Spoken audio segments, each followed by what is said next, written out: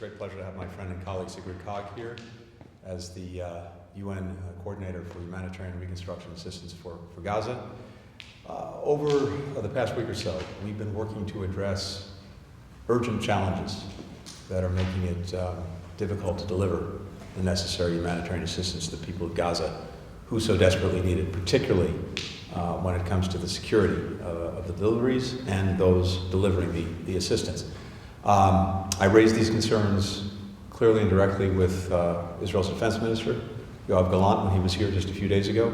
And I think we've seen over the last couple of days some progress in Israel committing to address some of the needs that the United Nations in particular has to make sure that it can effectively and more safely deliver assistance.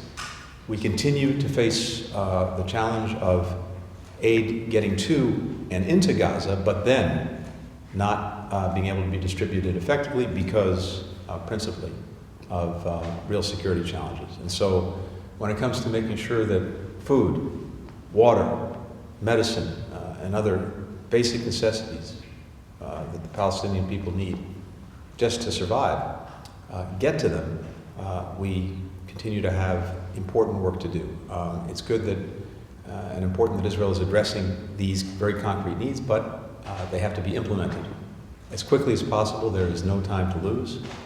And I'm also eager to hear from Sigrid ongoing needs, ongoing requirements to make sure that both the United Nations, private providers of assistance, all of the countries that are working together to try to help the Palestinian people who need it so desperately, how we can be more effective. With that, Sigrid, good to have you here. Thank you, Mr. Secretary, and indeed my friend Tony, but also, of course, the Secretary of State of the United States. I'm delighted to be here. It is indeed a very critical period. I'm responsible for the implementation of Security Council Resolution 2720, which was born out of political necessity in the face of ever-growing humanitarian needs, reaching near catastrophic conditions when the resolution was adopted in December. It's been a very tough and difficult period for the civilians in Gaza, and of course also the families of the Israeli hostages who continue to live with deep uncertainty about the fate of their loved ones.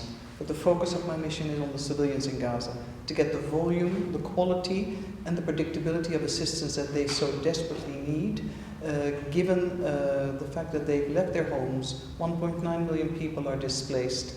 They survive in tents. There's absence of almost anything anyone could possibly imagine. So it's our task indeed not only to get the aid to Gaza, but also to have the ability to distribute this safely and securely. And I'm not only saying this for the United Nations family, it's also for the NGOs that risk their lives every day in their presence. Palestinian NGOs as much as the international NGOs.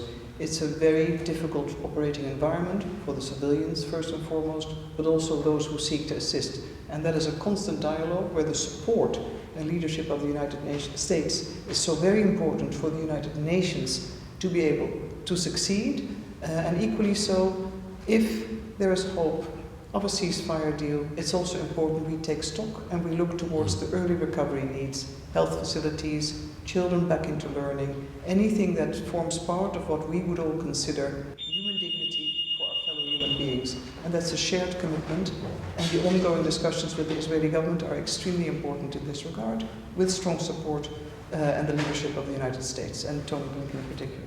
Thank you. Thanks, everyone.